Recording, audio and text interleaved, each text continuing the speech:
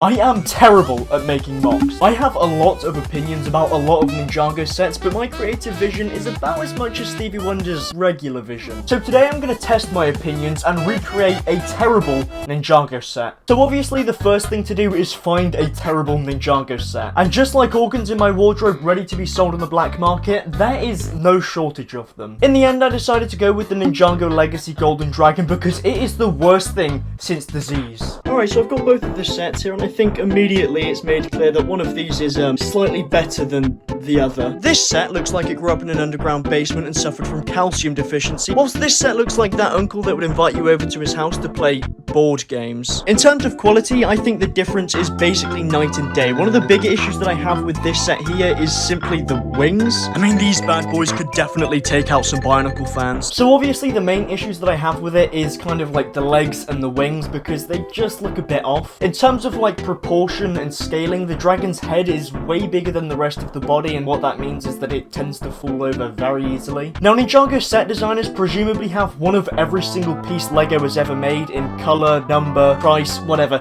Yeah, I don't have that. The way that I organise my loose LEGO pieces is interesting.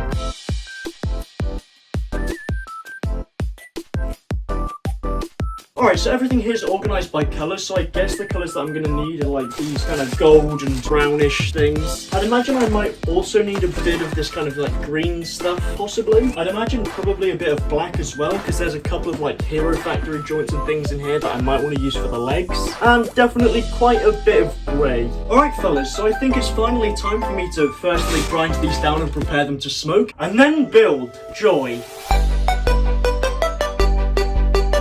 And, well, it didn't go great. For some reason, I was under the impression that I could just start building and then I would make a better dragon than the LEGO designers could. But apparently, creativity takes lots of hard work, dedication, and practice, which is bullshit. So instead, what I decided to do was to go onto YouTube and basically just, plagiarize, that's not the right word. Magpie Sandbricks Labs Fire Dragon. Yeah. And then I went back to building.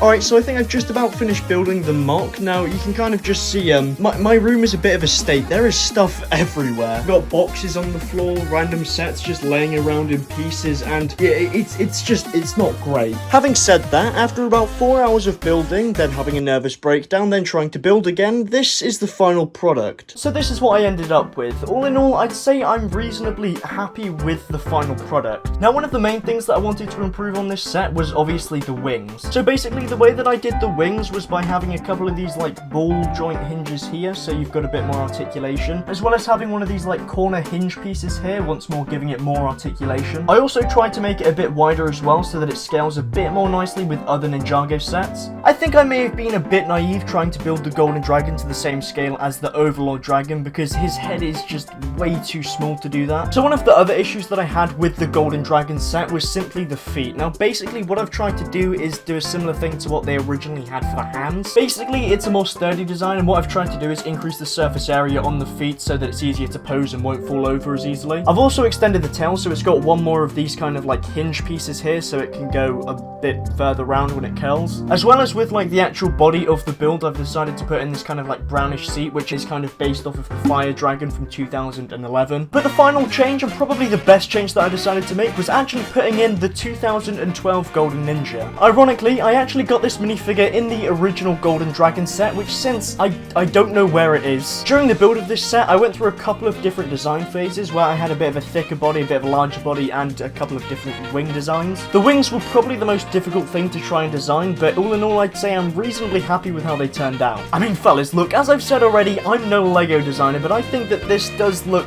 somewhat better than the original version. Obviously, there are a couple of things that I think could be improved on this, like the first thing being the wings, which I'm not 100% happy with. I think they could still be improved further, but it is what it is. But it turns out that being a LEGO designer isn't that easy. I hate to say it, but creativity takes work. And now I see why LEGO designers get paid the big bucks. Never mind.